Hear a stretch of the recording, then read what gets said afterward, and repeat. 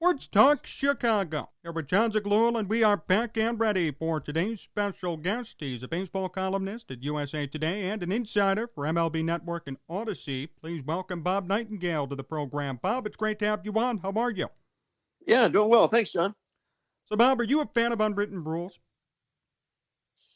I mean, they're blurry now. I select some. They're very blurry, but by far the most blurry, since I started covering baseball. So yeah, it's a tough situation. I mean, I wish the way I understand why Tony La Russa was upset. I understand why the Twins were upset. What was the stat, John? I think it was like almost 500 times the batter has come to plate with a 3-0 count and his team's leading by 10 or more runs. In Mercedes, the first one to swing. So it just shows you that was kind of the unwritten rule. But my thing was, I don't blame La Russa for being upset at all, but maybe do it behind closed doors. Go ahead and say, hey, I apologize to Twins. That's not right. But don't just keep elaborating and talking about it. And I thought, it's almost, embarrassing Mercedes. And maybe that's what we want to do is embarrass them. But I would have kept that quiet. On the Twins side, I hate when these position players come into games. They had six guys in the bullpen with at least 1 day of rest. Use your relievers. So if you swing 3-0 pitch with that kind of leadoff reliever, I don't think there's any problem with it at all.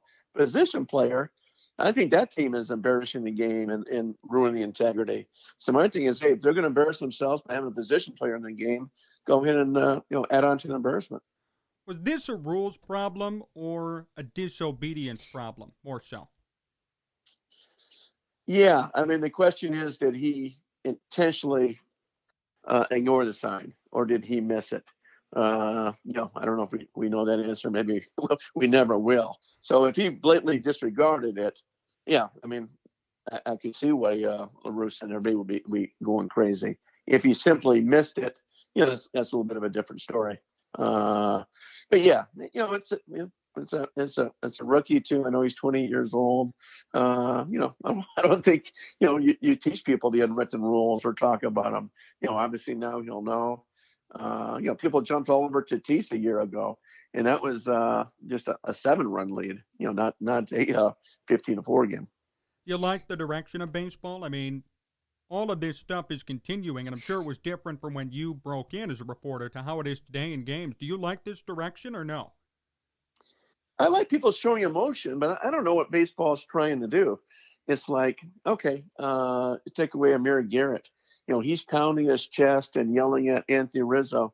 You don't need to yell at Rizzo, but pounding your chest and screaming, hey, that's what I thought baseball wants, Animation.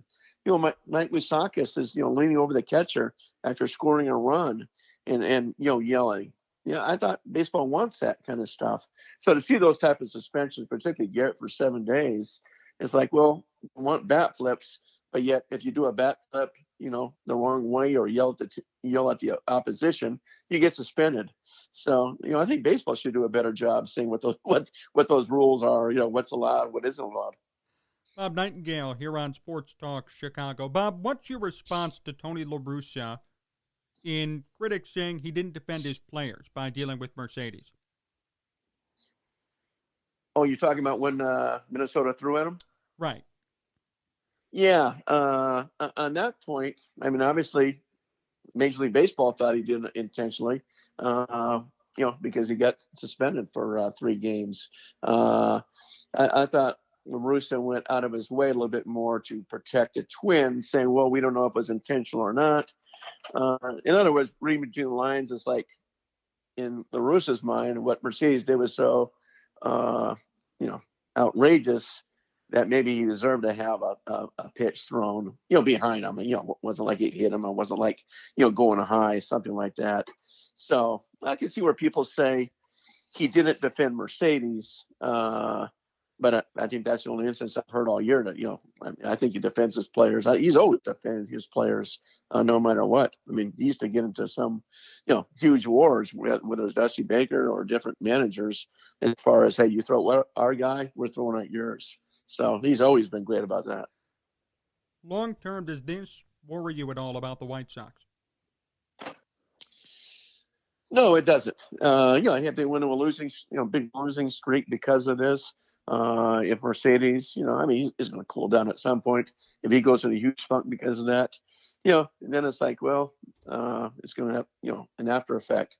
But for them to bounce back the way they did, it's still a very talented team. I know there are so many people that didn't want La Russa to be managed in the first place. So I think a lot of people take shots or when he, makes a mistake. Hey, every manager makes mistakes, every game, let alone, each week. So I think there's a lot of unfair shots toward La Russa. He's got to be doing something right. And they got the best record in baseball. So, he is still, he still commands so much respect. He knows the game so well. And one thing, too, about La Russa is he didn't need to come back. I mean, he's already in the Hall of Fame, but this guy loves the game so much. Obviously, loves the White Sox organization and, front office and Jerry Reinsdorf that, kind of came back. Certainly had nothing to prove by coming back. And, who wants to, go in the Hall of Fame and have all the, resting your laurels, then come back and have everybody taking shots at you? He's overly criticized, right? Why do you think that is? Well, I think just because people don't want him to have the job in the first place. I think it's just simple that. So, like when he said he didn't know the rule, the rule is brand new. It's the whole extra inning rule is a funky rule, but, not having the pitcher run, the double switches occur in the National League, not the American League. So he didn't know it. And I don't think this is a big thing. A lot of people didn't know it. I've talked to tons of managers and coaches didn't know it. I just thought it was unfair for one guy to take all the heat over it. I mean, he has a 8-man coaching staff. I mean, why did someone on the coaching staff say something? So that I thought that was unfair. I don't know if it cost him the game or not. It could have, maybe not. But I just thought it was like way overblown. Whether it was how many managers have we seen over the years screw up the lineup card? This guy is not in the sheet, and something that's happened several times this year already. It happened to Craig Counsell recently, and there was barely a word written about it. If the White Sox win the World Series, Bob, will all of this go away? Oh, absolutely. I mean, it'll probably go away just making the playoffs unless, there's some blunder in the playoffs. But, hey, playoffs are a big stage. I mean, I think that's what got Rick Renteria fired. Just the way the bullpen was used in that Oakland series, in the way they played so poorly down the stretch. I don't think he had any intention of firing him until all that stuff happened. So, no, I think, once again, the playoffs, it's a whole new thing. And everybody will judge, hey, look, Bruce has been there, done that on what they do come postseason time. I think the interesting thing too, John, will be if they win the World Series. Will Tony step down then? It might be the perfect swan song. Like, okay, he came back from the Hall of Fame, led his original team to a World Series title, and steps down. That might be a Hollywood story. How far do you see them going right now, based on their talent and where they stand? They're doing they're playing a whole lot better than I thought they would. I thought going to the season, hey, it's a good team. I don't know, I know they're talking about World Series, but I thought that was way overblown. I thought, well, we'll see them make the playoffs. I could see them making the playoffs for sure in a year from now. I'm not sure about this year. And the American League is down. I mean, look at the AL East. I think it's the worst AL East has been, since the early 80s. It's just not a powerful division. The Central, who thought the Minnesota Twins would be this bad. In the AL West, you got, two good teams, but not great teams in Oakland and Houston. So they got before the season started, I never thought they'd have a chance to get to the World Series. Now I do. I think they have as much chance as anybody. Bob Nightengale here on Sports Talk Chicago. Bob, should Kris Bryant be traded for the Cubs? Yeah, well, at least now it kind of validates their decision to tender him a contract. When they gave him that contract, a lot of GMs, executives thought, man, I wouldn't have done that. It's almost, $19.5 million. He's coming off a couple of bad seasons. But having the year he has, he's going to have some great trade value.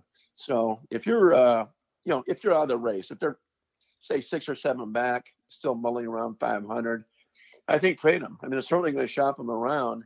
But I think, you're going to get a whole lot more for him at the trade deadline than you would just a draft pick. Because I don't think there's any way he's coming back. Oh, you don't think so, even after the year? I don't. I just don't see them paying that kind of money. I think if Kris has a year he's having right now and that continues, his agent Scott Boras is going to drive a hard bargain, and he's going to look for a whole lot more money. If Bryant really turned down the 200 or 225, that's been talked about a couple of years ago. But he has a big year with his versatility. He may be looking for $300 million. And I just don't see the Cubs doing that. I mean, it would make no sense for the Cubs to do that, considering, they're going through the budget cuts and everything else. And you don't give away, a Yu Darvish and all of a sudden, pay a ton of money to Kris Bryant. Do you think he's worth that, though? I mean, we could see a replication of the past couple of years. That's not worth $300 million, right? No, I don't think so. But I don't think Lindor can get 341 either, or Tatis get 340. So I didn't see that coming. I mean, the beauty about Bryant is that versatility. A lot of GMs say, well, is he an everyday third baseman?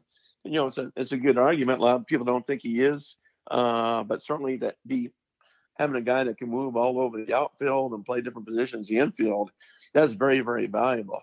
The knock on Kris would be the injury factor. He's been banged up a lot over the years, and you're going to guarantee a lot of money to a guy, who's had trouble, staying on the field. So that part would probably hurt him more than anything. But and a lot of teams that love to have Kris Bryant just for that versatility, and what he can do. I mean, what he can impact the game. What about extending Anthony Rizzo? Is that doable to you? I think what they do with Rizzo is what the Yankees did with Derek Jeter, what the Cardinals did with Yadier Molina, is like go test the market, see what's out there. We don't think they're worth that much, but if someone else does, hey, we're all ears. We'll come back and match it or something like that. Jeter wasn't happy with that, but he ended up coming back to the Yankees. I'm sure Anthony Rizzo wants a contract, just like Paul Goldschmidt got. Same as Freddie Freeman. I mean, Freeman's an outstanding player. I think Freeman does get that Goldschmidt type contract. I just don't know if Anthony will. Don't blame him for asking anything like that. But he may be a guy that, sifts through the free agent market at the end and see what's out there. And the Cubs will say, see, we think what we already offered for you is fair. Why do you think that is? Does it have something to do with age or performance, or what do you think? Yeah, I think more age than anything. Just everybody's gun shy about, giving guys 30s a long-term deal. If he wants 6 or 7 years, I could see, why the Cubs and other teams will say, well, let me back off a little bit here. We just don't know if he'll, have that kind of production. The one thing though about, Anthony, he means so much to that team, off the field. But yet, loyalty only goes so far. I mean, we saw them, let Jon Lester go. Lester would have been back for he only signed for $2 million with the Nationals this year and $3 million deferred. So when you're saying, yeah, you helped us win a World Series and everything else, and let Jon Lester go over, let him go for a couple $1 million, then you can let Anthony Rizzo go if it's a $20 or $30 million difference. Where do you see the Cubs right now as a team? I think they're about a 500 team, just like they're planned. I think they may get better as the year goes on in the sense where the Pirates are bad. The Reds have fallen back to earth. They're not a good team either. Milwaukee, very good pitching but no hitting. St. Louis, just a good all-around team like usual. But I have a hard time seeing them win more than 85 games. I don't see that. If they still had Yu Darvish, might be a different story. I mean, Darvish is tearing it up in the National League, for the Padres. I mean, he's pitching every bit as good as he did last year. Are they closer to a rebuild or a playoff appearance right now? I don't think they're kind of caught in the middle.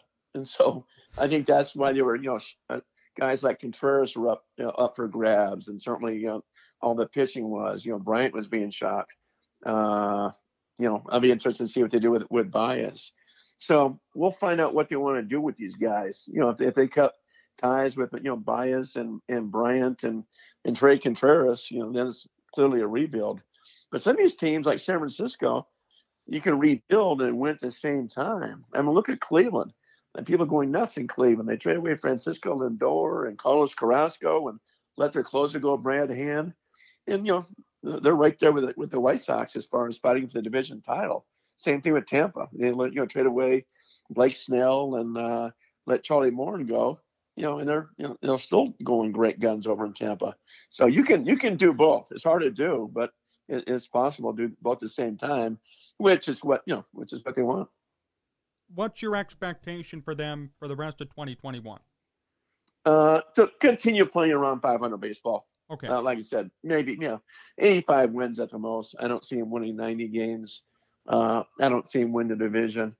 Not saying that because at the trade deadline, if you're St. Louis and maybe Milwaukee, but particularly St. Louis, hey, you're going to go for it. I mean, you got a chance to do something special. With the Cubs, already watching their money and cutting some corners, with Darvish and their moves they made. I don't see them doing that. I think they want to be sellers at the deadline rather than be buyers. I don't think there's any way they're going to be buyers.